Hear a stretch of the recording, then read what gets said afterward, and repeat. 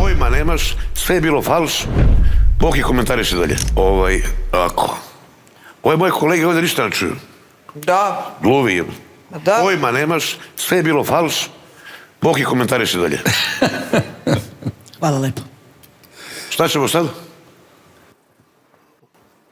Znači ti ostaneš zadnja i ti mu ga daš i onda mi sad čutimo i ti tvoje zadnji komentar. Šta je bilo, bra? Na čem te drže? A gluvi ste, svi, jer devojka nije bila u tonalitetu uopšte. Sve je falš bilo. Nije bilo. Ti si gluva, ti si gluva. Tacka, izvolite Bog. Nema komentara. Pa ne komentariš. Jeste rekli svoje? Jeste rekli svoje? Vidiš ovak. Sad stavi. Tako vi meni radite. Tako vi meni radite da vam objasnim. Ja sam rekao da je bila vrlo intonativno problematična. U drugoj... Objasni. Tako ti to radiš, a sad ću ti kažem.